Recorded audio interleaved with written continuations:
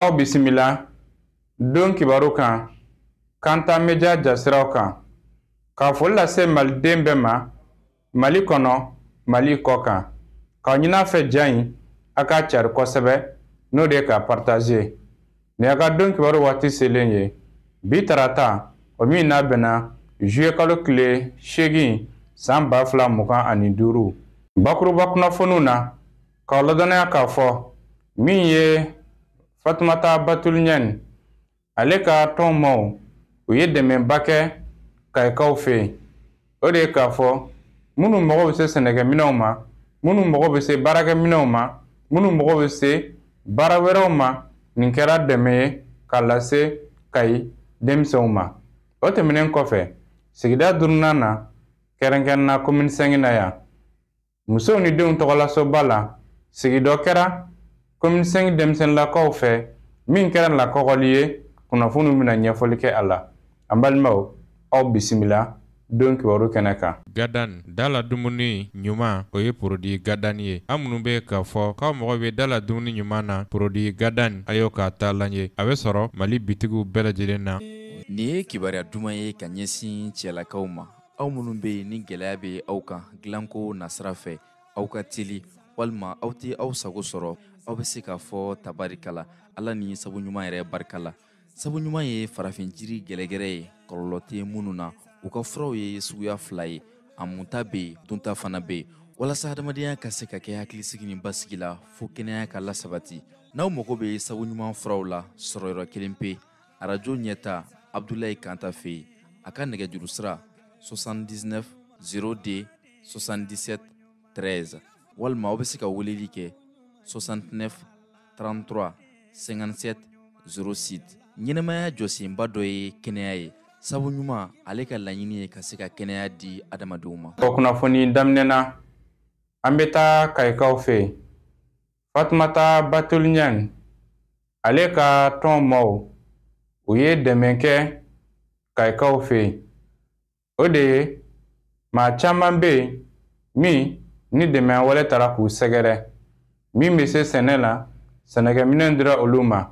minnu bɛ se kuranla baara la o baarakɛminɛnw o dira olu ma minnu bɛ se jago la o jagokɛminɛnw o dira olu ma n'o ye frigo a n'a ɲɔgɔnnaw ye nin don in na a kɛra nisɔndiya ye Kayikaw olu bolo ka guvɛrinɛri Kayi merilakaw ninnu bɛɛ lajɛlen kɛra nin kɛnɛ in seere ye seereya minnu sɔrɔla ka bɔ yen Kanta Media jasiraw fɛ an ka ɲɛmada. Bi n bɔn sira pompu ani fili pompu ana materialu bor nɔgɔ bɔrɔ 4 engrais bɔrɔ 1 ani alcool wurulo ani arrosoir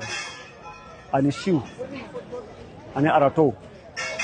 ala y'o don an garijɛgɛ la kuma bi tiɲɛ yɛrɛ la ɲɛna ma parce que bi an bɛ baara la moyi t'an bolo ni ala k'a ye nin sɔrɔ alhamdulillah ala k'a bolo min ala k'a to an bɛɛ hakili ka to ɲɔgɔn na ala ka sigi ni kɛnɛya di an bɛɛ ma an laɲini ye min ye ala k'a sabati ni silamɛ bɛɛ ye. Ne tɔgɔ Safi Kulubali Kayi Liberté ne ye frigo de sɔrɔ frigo in dili a diyara ne ye a bonyara ma a bɛna kɛ sababu ye ka ne dɛmɛ kosɛbɛ kosɛbɛ cɛlasigi la n'i bɛ a la cogo cogo n'i bɛ i ka foyer kɔnɔ i bɛ débrouiller baara kɔnɔna la a bɛ kɛ sababu ye ka sigi nɔgɔya i bolo Batuli ne kɔni de b'a fɔ n b'a wale ɲuman dɔn n bɛ mouvement bi kɔ Dawuda n b'a fɔ n b'a wale ɲuman dɔn Dawuda de ka cɛsiri ye nin bɛɛ las'anw ma 31 na Batuli nana an ye timinandiyaw kɛ ka boliboliw k'u nɔfɛ u y'u kɔfilɛ an na vraiment an b'u fo dante foli min na ne yɛrɛ nisɔndiyalen don n t'a dɔn n bɛ min fɔ yɛrɛ. Ne tɔgɔ Haruna Binɛ Kulubali n bɛ bɔ Jagaleli an b'a fo ka barikada a ye jardin baarakɛminɛnw de d'a ma gurupu ni siw ani engrais an b'a fo ka barikada vraiment a ye dɛmɛ don an ma an bɛ se ka baara kɛ an yɛrɛ ye ka sɔrɔ an ma se mɔgɔ wɛrɛ ma vraiment an b'a fo ka barikada ala k'a sara nafolo bɔra mun na yarabi ala k'a nɔgɔya an kɔni ka foli b'a ye vraiment diyara n ye a bonyana ma. Fatumata Batul Ɲɛni den bɛ na fɛn fila dɔrɔn de kama n'i ma faso kunna wolo i b'a kuma jigin mais ale ye faso kunna woloden don an ye ɲininkali kɛ kuma dɔnnaw fɛ faso kunna woloden ye jɔnni ye dɔnnibaa don wa alimu don wa fɛntigi don wa o tɛ maa min bɛ jɔ faso n'a malo ko de o de ye faso kunnawoloden ye a batuliya nin jɔra fa ka i ni malo cɛ parce que buna hadamaden bolokɔnɔnin kelen tɛ se ka bɛrɛ ta dɛ ka mɔgɔ sɔrɔ bi a bɛ se k'i lo yɔrɔ fa yɔrɔ bɛɛ o mɔgɔ sɔrɔ man di mais an dencɛ in y'an bɛɛ kunkɔrɔta n'a malora bi a bɛ fɔ k'a fɔ ka n ka den de malora an den de malora ala k'an kisi o ma mais a y'an bɛɛ kunkɔrɔta parce que n'i y'a ye san jeli jeli ani batu bɛ ɲɔgɔn bolo ni fɛn ma fara a kan foyi tɛ ka b'a la a lara dawuda ka jigo de kan a ka baara de kan vraiment an ka foli bɛ batuli ye ni installation in an b'a dɔn k'a fɔ jeunes mɔgɔ 100 ni ɲɔgɔnna dira mɔgɔ 100 ma a kɛra an bɛɛ jɔlen ɲɛna a kɛra an bɛɛ ɲɛna yan a kɛra a yɛrɛ kun bɛ yan nin fana a bɛna di mɔgɔ 20 minnu ma an bɛ ala deli ala k'o nafalan bɔ a la a dira mɔgɔ 100 minnu ma en tout cas ne kɔni bɛ seereya kɛ n ye dɔw ye vraiment dɔw ye muso fura la dɔw b'u ka du ta à 100% a camanba bɛ yen u bɛ baara la bi u b'u ka denbaya ta u bɛ ka mɔgɔ caman balo ala ni batuli ɲɛ an ka foli b'a ye kosɛbɛ. An ka présidente la marraine du festival Kayi Kunbɛn Fatoumata Ɲan Batuli an tɛ sɛgɛn a foli la parce que a ye action de développement mun ɲɛsin Kayi ma an tɛ se ka o fɔ ka se a dan na. An ka hivernage tour a première édition na n y'a fɔ a ye ka Mamadou Lamine Dramé kɔfɛla la n ko an ka gouverneur n ko en tant que a b'anw kɛrɛfɛ ta yarabi ala de b'a to dɔ bɛ fara a ka kow kan don o don ka taa fɛ wa ni gouverneur n ko ala ka nin to anw bolo yan min bɛ se k'an permettre an mago bɛ an ka dugu développement n'an ka dugu taaɲɛ min na o bɛ se ka sabati joona ani kosɛbɛ cogoya min na. An bɛ kɛnɛ min kan wulada in na nin ye n'o ye ka baara di denmisɛnninw ma bɛɛ b'a dɔn k'a fɔ jamana ɲɛmɔgɔw ni hamina b'u la bi o ye denmisɛnw ka baarako ye Kayi mara ɲɛmɔgɔw ka daminɛ ne yɛrɛ la fo ka taa se autorité tɔw bɛɛ ma ni hamina banna bi o ye Kayi ka denw ka baara sɔrɔ ye wa dutigi o dutigi hamina fɛn fɛn bɛ se ka k'i la o ye i ka dudenw u ka se ka baara sɔrɔ ka sabati sango Kayi ye mara min ye tama jamana don tama mara don an ka denmisɛnw bɛ bɔ kosɛbɛ nka bɛɛ b'a dɔn diɲɛ bɛ cogo min na bi bi in na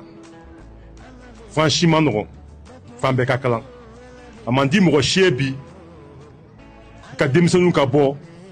ka taa tunga fɛ. Sigida duurunan funanŋɛnnakaw u ye lakɔgɔliba kɛ dɔgɔkun in kɔnɔna na lakɔgɔli min ni a kɛra musow tɔgɔlasoba la anw fɛ Bamakɔ yan nin tɛmɛna tɛmɛsira minnu fɛ o de ye funanŋɛnnakaw min bɛ taa maa 80 bɔɲɔgɔnko la cɛ ni muso k'u lakɔgɔ ni k'u ladɔnniya o min kɛnɛ ka ɲi merilakaw dugutigilakaw ninnu kɛra nin kɛnɛ in seere ye seera minnu sɔrɔla ka bɔ yen Kanta Media jasiraw kan an ka ɲɛmada. Sɔgɔmada in na atelier nafaba de b'a la ne b'a la a bɛna nafaba de ɲɛ parce que ɲɛ bɛ an ba minnu na n'an den minnu na fɛn minnu bɛna fɔ yan n'u y'a lamɛn n'u fana sera a la ka cogo la a ka ca fɛn caman b'an ka an denmusow sɔrɔ ni an musow sɔrɔ n'u sera formation in lamɛnni la k'a lakale o caman bɛ dabila vraiment ni atelier national ni de kan ka caya sifinnakaw fɛ nasi an n'a ka bureau ni kɔni a kana kɛ ko bannen nka k'a daminɛ pour que an denmisɛnninw an denw u k'a faamuya k'a fɔ ɲangata wale ninnu ani min bɛ taa ka musomaninw sɛgɛrɛ ani hali cɛw yɛrɛ b'a la n'a faamuyara vraiment caman bɛ b'a la. parce que an bɛ tile min na i komi bi phénomène min don f'a ka faamu mɔgɔw a ka ɲɛfɔ mɔgɔw ɲɛna a ka faamu pour que caman bɛ se ka bɔ a la vraiment dugutigi ka kuma kɔfɛ nisɔndiyalen don parce que an balakaw minnu bɛ yen nɔ ni kɛrɛnkɛrɛnnenya la wale ninnu bɛ ta k'olu sɛgɛrɛ a m'a fɔ ko fɛn tɛ kɛ cɛw la dɛ mais min bɛ kɛ musow la o tɛ kɛ cɛw la parce que musow de ka ca ani fɛnɛ olu de ka kumaw bɛ se an ma sinon an b'a dɔn k'a fɔ ɲangata wale bɛ kɛ musow la cogo min na a bɛ kɛ cɛw la ten mais min lakodɔnnen don kosɛbɛ n'o pourcentage ka bon o ye musow ta ye ne yɛrɛ maison de la femme na tile dɔw kɔnɔ n bɛ se ka muso 4 muso 5 reçoit a bɛɛ bɛ na nin bɛ ka kɛ n na n ka hakɛw dafalen tɛ a bɛ tan mais bamananw ka kuma don an b'a ko ɲɛɲini ni hakili ye surtout a bɛ kɛ hukumu min kɔnɔ n'o ye furu ye an bɛɛ bɛ furu ɲalen de fɛ an tɛ furu tiɲɛli fɛ mais an ka laɲini kɔni tɛ ko ninnu ka continuer puisque fɛn minnu don a bɛ adamadenya nagasi de a bɛ adamadenya segin kɔfɛ donc k'a fɔ nin ye thème belebeleba de talen aw fɛ aw filɛ formation min na bi n'i ye formation ta k'a kɔrɔ walawala a kɔrɔ ka nɔgɔn genre tɛ muso dɔrɔn ye genre ye cɛ ni muso de n'a fɔra ko ka violence dabila cɛ ni muso ni ɲɔgɔn cɛ o kɔrɔ ko sigi bɛ bɛn o kɔrɔ ko teri ɲɔgɔnnaw bɛ bɛn o kɔrɔ ko furu bɛ bɛn ni bɛn dun kɛra o ye ɲɛtaga de ye donc o kɔrɔ ni fɛn nana an bɛ se ka wuli ka kɛlɛ kɛ o kan mais an yɛrɛ dama ti kɛlɛ an yɛrɛ dama bi bɛn donc ne bɛ se k'a fɔ nin ye thème ye bi sɔgɔmada in na aw bɛɛ kan ka nin thème ta ba la nin kumakan kelen kana tɛmɛ aw tulo kan wa n'aw bɔra nin na aw kan ka bɔ ni kumakan ɲɛnɛmaba de nin kɔnɔ a bɛ komi dugutigi y'a fɔ a ka kuma la k'olu ma kalan ne bɛ fɛ an ko bɔ an kun na bɛɛ kalannen don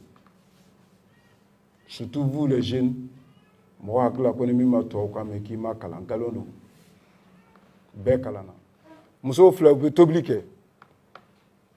musokɔrɔba bɛ den ta ou bien ka baarakɛden ta ka nafɛn 40 fɔ a ye a bɛ taa bɛɛ san sugu la ka na a bɛna tobili kɛ tobili ye mun ye chimie tɛ yan transformation tɛ yan an ka musow tɛ chimisiw de yan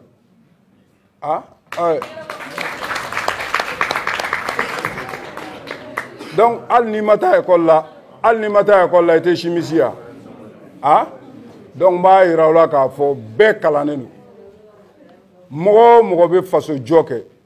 mɔgɔ o mɔgɔ bɛ bayɛlɛmali kɛ mɔgɔ o mɔgɔ bɛ hakilina dɔ don faso kɔnɔ i kalannen don i ye faso jɔla de donc jeunesse a y'a bila kunna kunfintaw la a teli ni ala k'a dayɛlɛ ko ɲɛ k'a ban ko ɲɛ merci n bɔra kuma na. cɛ ni musow ma 80 olu de ye nin formation in bénéficier k'a kun cɛ ni diplôme di ye. an cɛ ka kulomajɔ la nin bɛ dansi kɛ bi don kibaru la min labɛnna Kanta Media ɲɛmaaso fɛ k'a lase aw bɛɛ ma